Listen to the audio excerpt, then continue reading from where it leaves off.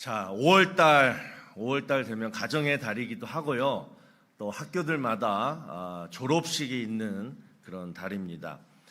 특별히 저도 지난주에 우리 아들이 대학 졸업해가지고 졸업식에 갔었는데, 그 대학 졸업식에 가면 그 유명 인사가 와가지고 그 커맨스먼트 어드레스라고 그 졸업식 축사를 하는 것을 보게 되는데요.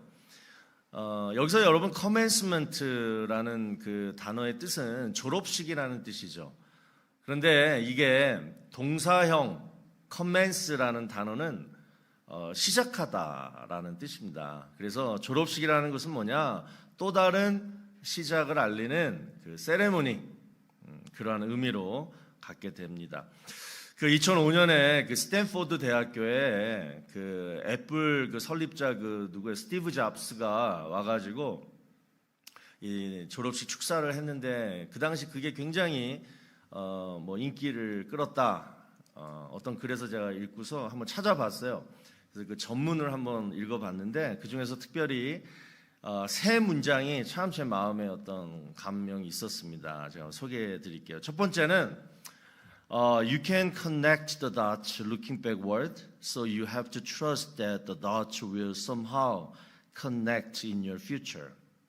자, 요 영어 문장이 있더라고요. 이게 무슨 뜻이냐면 우리가 살아가면서 실수도 하고 또 어떤 불행한 일을 당할 때도 있고 또 어떤 나쁜 사람 만나가지고 또 고통을 겪을 때도 있는데, 그런 사건 또 그런 순간들이 다 점들이라는 거예요. dots, 점들.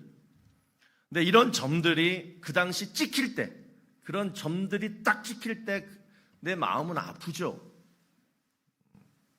그런데 나중에 backward, 나중에 뒤를 돌아보니까 그 모든 점들이 다 이어지면서 결국 지금의 내가 되었더라. 스티브 잡스가 우리 대학생들한테 하는 얘기예요. 그러니까 실수, 실패, 고난 너무 두려워하지 말고 용기를 가지고 살아라.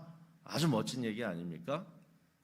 또 두 번째는 I was still in love and so I decided to start over. 스티브 잡스가요, 여러분들 아시잖아요. 자신이 세운 회사에서 쫓겨나요. 그런 황당한 일을 겪으면서도, 그럼 우리 같으면 아이 더러워서 진짜 이러면서 그냥 딱 그만둘 텐데 뭐예요? 여전히 계속해서 그 일을 할 수 있었던 이유는 뭐냐면 여전히 그 일을 내가 사랑했었기 때문에. 그래서 그가 이런 말을 해요. 어떤 일을 성공시키려면 얼마나 자신이 그 일을 사랑하느냐에 달렸다. 또 세 번째는 Your time is limited, so don't waste it living someone else's life. 그러니까 우리 모두는 다 죽잖아요. 죽음이라는 종착역에 도착하기인데 그 죽기 전까지 세월을 아껴가지고 여러분만의 삶을 살아라. 누구 다른 사람의 삶을 흉내내지 말고 모방하지 말고, 우리 죽는 순간이 점점 다가오는데 왜 남 눈치만 보고 다른 사람의 삶만 모방하느냐. 당신의 삶을 살아라. 이러한 도전을 줬다는 거예요. 여러분, 새로운 시작 앞에서 앞으로 내가 무엇이 될까, 또 내가 앞으로 어떻게 살까 이렇게 고민하는 여러분들 또는 여러분 자녀들에게 오늘 이 세 가지, 스티브 잡스가 얘기한 이 세 가지 얘기 한번 기억해 보세요. 실패를 두려워하지 말라. 또 네가 사랑하는 일을 해라.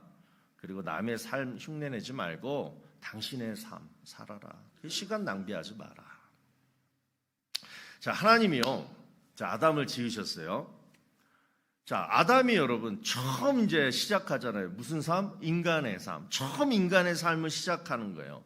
그때 하나님이 아담에게 이런 말을 하셨어요. 물론 말로 직접 하신 건 아니지만 이 아담을 지으시고 어디로 보내시냐면 에덴 동산에 보내세요. 그러면서 에덴 동산, 에덴이라는 그 단어의 뜻을 알려주시는 거죠. 뭐예요? 뜻이 기쁨, 행복이라는 뜻이에요. 에덴. 그러니까 처음 인간의 삶을 시작하는 아담에게 하나님은 두 가지를 말씀하시는 거예요. 여기서 행복하게 살아라. 여기서 기쁘게 살아라. 그리고 주신 것이 뭐예요? 그 다음 하와를 주시면서 가정을 주세요.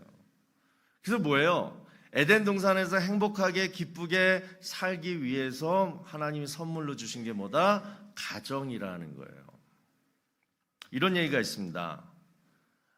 신혼부부 얘기인데요.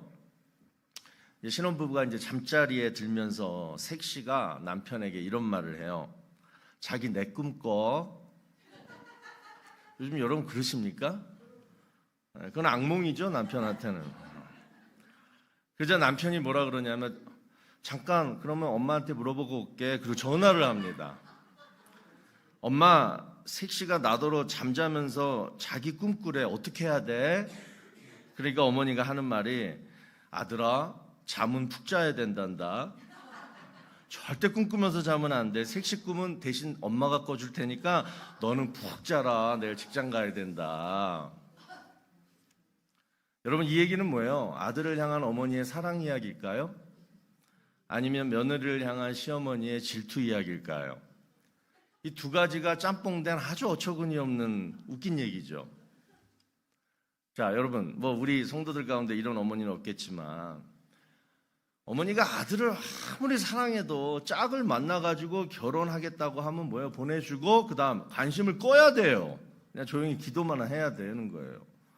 그 이유는 뭐예요? 아들의 진정한 행복과 기쁨을 위해서. 그죠? 아들의 행복과 기쁨을 위해서 그렇게 하는 거잖아요. 하나님도 마찬가지셨어요. 여러분, 아담은 하나님에게 뭐예요? 첫 아들이었습니다. 이 아들이 하나님에게 얼마나 귀하고 소중했겠습니까? 그런데 창세기 2장 20절을 보니까 아담이 모든 가축과 공중의 새와 들의 모든 짐승에게 이름을 주니라. 아담이 돕는 배필이 없으므로. 자, 하나님은 아담에게 에덴 동산에 있는 모든 가축, 새, 짐승을 다 주셨어요. 그리고 뭐예요? 네 마음대로 이름을 한번 지어봐라. 그래서 아담이, 그래, 너는 뚱뚱하니까 돼지, 너는 무섭게 생겼으니까 사자, 너는 기니까 기린, 이렇게 이름을 다 지어줘요. 근데 가만히 보니까 자기는 혼자인데 모든 가축과 새와 짐승이 다 수컷, 암컷이 함께 있는 거예요. 그리고 함께 정겹게 놀고 사랑을 합니다. 그래서 아담이 이런 생각을 하죠. 나는 왜 짝이 없을까? 외롭다. 쟤네들이 부럽다. 여러분, 아담은 사실 뭐예요? 모든 것을 가진 자였습니다. 에덴 동산도 자기 거였고, 또 하나님이, 창조주 하나님이 자기 아버지예요. 그런데 참 행복과 기쁨을 누리지 못했다라는 거예요. 그래서 하나님이 이것을 보고 아담에게 하와를 주시고 최초의 가정을 주셨다. 그리고 그 처음 가정이 생겼을 때 아담이 기뻐서 한 말 뭡니까? 창세기 2장 23절. 아담이 이르되 이는, 하와는, 내 아내는 내 뼈 중에 뼈요 살 중에 살이라. 자, 이 얘기를 사도 바울이 비슷하게 한 내용이 에베소서 5장 28절에 나와요. 남편들이 아내를 어떻게 사랑해야 되는지 이렇게 말씀합니다. 이와 같이 남편들도 자기 아내 사랑하기를 자기 자신과 같이 할지니 자기 아내를 사랑하는 자는 자기를 사랑하는 것이라. 그러니까 처음에는 여러분, 아담은요 정말 하와를 자기 몸처럼 사랑했어요. 그랬더니 뭐예요? 자기가 살고 있는 이 에덴 동산이, 삶의 터전이 행복과 기쁨의 동산이 되더라고요. 그런데 그렇게 살던 그들에게 뭐가 찾아옵니까?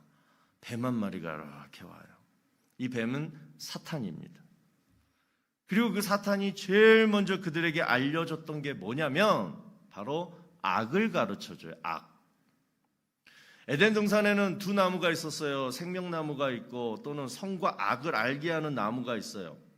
근데 하나님은 아담과 하와가 오직 생명나무만 쳐다보고 언제나 행복하게 영원히 그곳에서 살기를 원하셨습니다. 그런데 사탄이 야, 생명나무만 쳐다보지 말고 요 선과 악을 알려주는 요 나무를 쳐다봐. 그러면서 뭐예요? 이 세상에는 악도 있어. 그러니까 하나님은 아담과 하와에게 악이라는 걸 아예 모르기를 원하셨어요. 그런데 사탄이 뭐야? 이 악을 가르쳐 준 거예요. 그러면서 선악과 하나를 따가지고 너 요 선악과 따먹으면 이 세상에 있는 뭐예요? 악을 좋게 얘기해요. 하나님을 닮을 수 있고 하나님과 같이 뭐가 될 수 있고, 이건 사실 뭐야? 이 세상에 쾌락이 있고 이 세상에 기쁨이 있는 거야. 한번 누려봐. 이렇게 유혹해요. 이 유혹에 아담 가정은 넘어갑니다. 그리고 가장 첫 번째로 알게 된 악이, 죄악이 뭐냐? 창세기 2장 25절 이 말씀이에요. 아담과 그의 아내 두 사람이 벌거벗었으나 부끄러워하지 아니하리라. 자, 이 말씀이 뭐예요?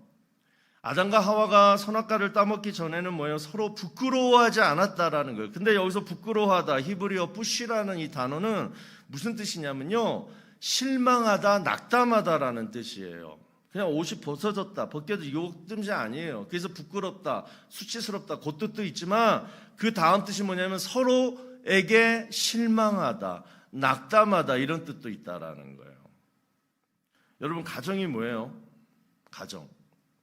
저는 가정의 정의가 바로 창세기 2장 25절이라고 생각해요. 이 세상에 벌거벗고 돌아다녀도 하나도 부끄럽지 않은 것이 뭐예요? 가정입니다.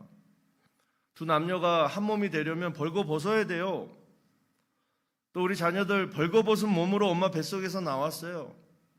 그러니까 엄마 아빠가 다 그 몸 씻겨주고, 그래서 자녀들 몸에 점이 어디에 몇 개가 있는지도 지금까지 다 알고 있어요. 또 이런 육체적인 벌거벗음뿐만 아니라 우리의 약점, 허물, 또 가장 솔직한 모습, 이런 정서적인 벌거벗음도 가정에서만큼은 용납이 되는 것 아닙니까? 그래서 힘든 일로 마음 놓고 슬퍼하고 울 수 있는 곳 가정이에요. 또 마음 놓고 누구 눈치 안 보고 막 자랑하고 또 막 웃고 그럴 수 있는 것도 뭐예요? 가정이에요.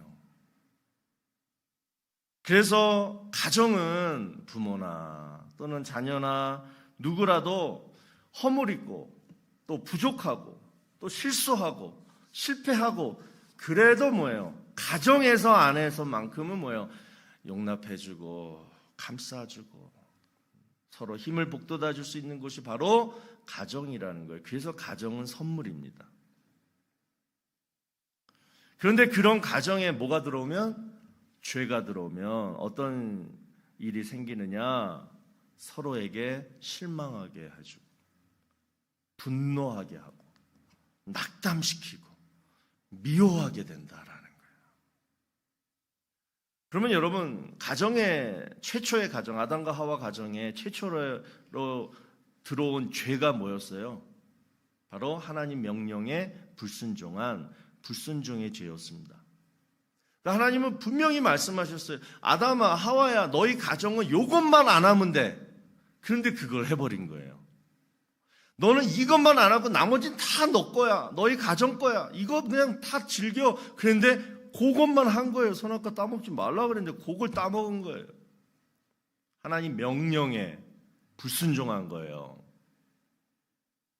그게 가정에 들어온 최초의 죄였습니다. 자, 오늘 본문 말씀 에베소서 6장 1절에서 4절 말씀, 우리가 어머니 주일 되고 아버지 주일 되면 늘 나누는 말씀이지만, 여러분, 이 말씀을 우리 가정에 주신 하나님의 명령으로 듣게 되시길 바랍니다. 너희 가정은 요것만 하지 마. 이렇게만 해. 나머지 다 내가 책임질게. 너는 요것만 해. 너희 가정은 이것만 하면 늘 너희 가정은 행복하고 기뻐. 이 말씀으로 듣게 되시기를 바랍니다. 순종하는 마음으로. 첫 번째, 오늘 본문 1절을 볼까요? 자녀들아, 주 안에서 너희 부모에게 순종하라. 이것이 옳으니라. 하나님의 명령이에요. 여기서 옳다, 옳으니라. 자, 영어 단어 보니까 뭐예요? right를 써요. 의. 자, 성경에서 의, 이건 뭐냐면 하나님과 나와 바른 관계를 말해요. 의라는 것은. 그러니까 하나님과 나와 바른 관계를 맺으려면 어떻게 해야 되느냐? 가장 먼저 나를 낳아준 부모 말에 순종해야 된다. 이것이 첫 번째, 행복하고 기쁜 가정을 위한 하나님의 명령이에요. 그리고 이어서 다음 구절을 보시면 하나님의 약속이 나오죠. 너희가 너를 낳아준 부모 말에 순종하고 공경하며 내가 반드시 하나님이 이렇게 해주겠다. 그리고 말씀한 게 본문 3절 말씀이에요. 이로써 네가 잘되고 땅에서 장수하리라. 여러분, 십계명 중에 이렇게 명령과 약속이 함께 들어있는 계명은 2계명과 5계명밖에 없어요. 2계명은 뭐예요? 우상 만들지 말고 우상 앞에 절하거나 섬기지 않으면 그 다음에 약속이 나와요. 뭐예요? 1000배까지 내가 은혜를 베푸리라. 그렇게 말씀하셨고, 이제 5계명이 바로 오늘 본문 말씀인 거예요. 부모를 공경하는 자녀는 2가지 복을 주겠다. 첫 번째 복은 잘되는 복을 주겠다. 여기서 잘된다 이 얘기는 뭐냐면 형통하다 이 뜻이에요. 형통하다. 꼬이지 않아. 인생이 막히지 않아. 늘 잘 나간다는 거예요. 잘 뚫린다라는 거예요. 얼마나 축복이에요, 여러분. 영적으로도 또 정신적으로도 육신적으로도 여러분 요즘 얼마나 이 병들이 많아요. 영적인 병, 또 정서적인 병, 또 육체적인 질병, 이런 거 없이 뭐예요? 잘 되게 해준다라는 거. 얼마나 제일 큰 축복 아닙니까? 부모 공경하면 이러한 축복을 주신다. 또 2번째는 뭐예요? 장수의 복을 주겠다. 여러분 솔직히 10명 중에 10명이 다 그러죠. 오래 살고 싶죠. 건강하게. 부모 공경하면 하나님께서 오래 살 수 있는 복을 주시겠다라는 거예요. 이 복을 누리게 되시기를 바랍니다. 어떻게 하면? 부모님을 공경하면. 옛날 중국의 문헌 한시외전에 보면 이런 글이 있어요.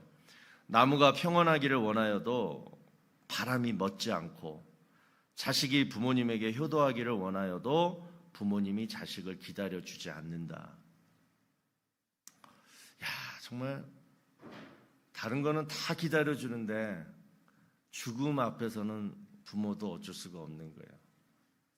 자식이 돌아올 때까지 기다릴 수가 없는 거예요. 하나님이 부모님 데려가십니다. 부모님이 언제 어떻게 우리 곁을 떠나실지 우리가 모르기 때문에, 그렇죠? 부모님이 돌아가시고 나면 효도하고 싶어도 효도할 수가 없다라는 뜻입니다. 여러분, 부모를 공경하지 않는 것은 죄입니다. 우리 가정에 그 죄가 들어오면 안 돼요. 그 죄가 들어오면 하나님과 나와의 관계도 무너지고, 그리고 하나님이 약속하신 잘되고 장수하는 축복도 잃게 된다라는 거예요. 부모를 공경하지 않는 거 죄입니다. 그런데 우리 자녀들은 이 사실을 사실은 다 알죠. 누가 몰라요. 그런데 알면서도 아담과 하와가 선악과를 따먹었듯이 이 명령에 불순종하는 게 자녀들이에요. 오늘 우리 다시 한번 어머니 주일날은 이런 부족한 자녀의 삶을 돌아보면서 내가 잘못했다. 회개하고 여러분이나 여러분 자녀들이나 다 우리 부모 공경하여 얻는 축복들 다 누리게 되시기를 주의 이름으로 축원합니다. 또 2번째로 이제 행복한 가정을 위해서 하나님이 우리에게 하신 명령이에요. 자, 오늘 본문 4절에 나옵니다. 아비들아 너희 자녀를 노엽게 하지 말고 오직 주의 교훈과 훈계로 양육하라. 여기는 아비들아, 아버지, fathers 얘기하지만 이거는 가정의 대표, 가장이기 때문에 얘기한 거야. 어머니들도 마찬가지 이렇게 해야 돼요. 여기서 자녀를 노엽게 하지 않는 방법이 나와 있죠. 어떻게 해야 돼요? 주의 교훈과 훈계로 양육하라 얘기해요. 자, 여러분, 우리가 잘 아는 엘리 제사장 있잖아요. 그는 오늘 말로 목사입니다. 목사. 그런데 그 목사 아들들이 그 교회에서 온갖 죄를 다 짓고 결국은 뭐예요? 그 아들과 아버지가 같은 날 함께 비참하게 죽어요. 그러니까 성경에서 여러분 진짜 아이러니한 일인데 성경에서 가장 슬프고 비참한 가정이 목사 가정이었습니다. 자, 그러면 왜 아들들이 그렇게 되도록 이 아버지 엘리 제사장은 그냥 아들들을 놔뒀을까? 사실은 그냥 놔두지 않았어요. 분명히 성경 보면 나와요. 하지마, 그러면 안 돼, 분명히 얘기했어요. 그런데 그 아들들은 하지 말라는 것을 더 했습니다. 자, 왜 그랬을까요? 왜 그랬을까요? 아버지가 목사인데 주의 교훈과 훈계로 양육을 안 하는 거예요. 그냥 하지 마. 그러면 안 돼. 그랬다는 거예요. 목사는 뭐예요? 하나님 말씀으로 훈계하고 양육을 했어야지 그게 정상적인 아버지라는 거예요. 자, 여러분. 목사는 목사답게 사는 것이 뭐예요? 상식인 거예요. 자, 우리 자녀들이 여러분 아버지 어머니에게 바라는 것이 뭘까요? 가만히 여러분도 어렸을 때 생각해 봐요. 자녀들이 부모님에게 바라는 거 그렇게 어렵고 큰 거 아니에요. 바로 뭐예요? 상식이에요. 상식적인 아버지, 상식적인 어머니를 바라는 거예요. 그 이상도 그 이하도 아니에요. 다시 얘기하지만 엘리 제사장은 목사였기 때문에 목사답게 사는 것이 자녀의 눈으로 봤을 때 목사답게 사는 게 상식적인 거예요. 그런데 그는 뭐예요? 게을렀어요. 기도도 안 했어요. 자녀들에게 성경도 안 가르쳤어요. 그래서 상식적인 아버지가 아니었기 때문에 아들들은 아버지 말을 안 들은 거예요. 우리 부모님들, 상식적인 부모는 어떤 부모일까요? 내가 사랑하는 남자, 여자 만나서 그래서 결혼해서 자녀를 낳았는데 그 자녀가 나를 봤을 때 상식적인 부모라고 본다면 그건 어떤 모습이냐? 아니 서로 사랑해서 결혼해서 나를 낳았으면 쭉 계속해서 사랑하는 모습 나한테 보여야 되고 그리고 서로 의논해서 도와서 그래서 자기에게 뭔가를 얘기해 주는 그리고 교회에서 목사고 장로고 권사고 집사고 교회에서는 막 거룩한 척 하는데 집에 와서는 뭐예요?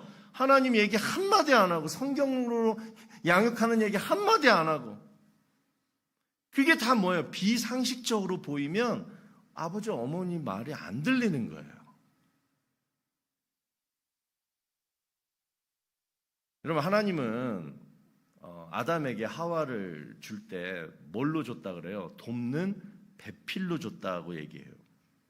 여기서 돕다 이 단어가 원어로 에셀이라는 단어인데 이 단어가 성경 다른 곳에서 어떻게 쓰이냐면 하나님의 이스라엘 백성을 돕잖아요.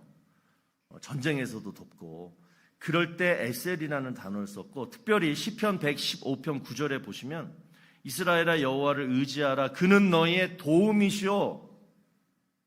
자, 여기서 도움이라는 단어가 이 에셀이라는 단어를 써요. 여러분, 하나님이 우리를 돕다. 여기서 돕는 자가 강합니까? 도움을 받는 자가 강합니까? 에? 돕는 자가 강한 거예요. 여자는 뭐예요? 남편을 돕는 사람입니다. 따라서 뭐예요? 아내가 더 강한 거예요. 그런데 우리 남편들은 그렇게 생각하기를 싫어합니다. 그래서 가끔 이런 남편들을 보게 돼요. 아내를 부를 때 야, 어이, 이 친구가 여러분 이런 분은 자신은 왕이고 아내는 그저 자신을 돕는 신하로 여기는 사람이에요. 여러분 절대 아니죠. 아내는 명령에 복종하는 신하가 아니라 남편을 왕으로 만들어주는 능력 있는 조력자다. 우리 남편분들 그렇게 생각하시길 바랍니다. 아멘이 없어요. 또 오늘 내려가면 또 엄청 또 있는 남자 집사님들이 나한테 뭐라 그럴 것 같은데 제가 어느 글을 보니까 부부의 호칭 중에 가장 좋은 것이 여보 당신이라고 합니다. 여보라는 말은 원래 우리 순수 말이래요. 순수 우리말인데 어떤 분이 한자로 요거를 이렇게 한번 해석을 해놨더라고요. 같을 여 보배 보. 같을 여 보배 보. 당신은 나에게 보배 같은 존재입니다. 여보 이 뜻이래요. 또 두 번째로 당신 이것을 한자어로 만들어 보니까 마땅할 당자에 몸 신자를 써요. 뭐예요? 마땅히 내 몸과 같이 당신은 소중한 존재입니다. 그래서 당신, 유가 아니라 그런 뜻으로 당신이라는 거예요. 우리 아내분들 젊었을 때 했던 호칭 지금도 그대로 부르시는 분들 많죠. 오빠, 자기, 좋아요. 그것도 뭐 좋고 한데 웬만하면 그렇게 부르시지 말고 남편을 어떻게 내 보배 같은 존재, 여보, 또 내 몸과 같이 소중한 존재, 당신 이렇게 부르시고, 또 남편들도 아내를 여보, 당신 이렇게 부르시면서 서로 사랑하고 서로 도와서 의논해서 모든 가정 일들을 해 나갈 때 중요한 거는 이럴 때 죄가 여러분 가정에 안 들어온다라는 거예요. 부부싸움도 악한 영의 유혹이에요. 여러분 성격 차이라 그러지만 우리 크리스찬의 눈으로 봤을 때는 뭐예요? 악한 영이 틈탄 거예요. 기도로 물리쳐야 돼요. 그러기 위해서 오늘도 우리가 다시 한번 결단합니다. 우리 가정에 죄가 들어오지 않아야 돼. 그 죄란 뭐다? 하나님 명령에 불순종하는 거야. 그러면 하나님 명령이 뭐야? 두 가지. 부모를 공경하라. 두 번째, 자녀를 노엽게 하지 말고 부부가 서로 도와서 상식적인 부모로 자녀들을 잘 주안해서 주의 교훈으로 양육할 때 우리 가정들이 여러분 최초의 에덴 동산처럼 행복과 기쁨이 회복되고 가득한 그런 복된 가정들이 되시기를 주의 이름으로 축원합니다.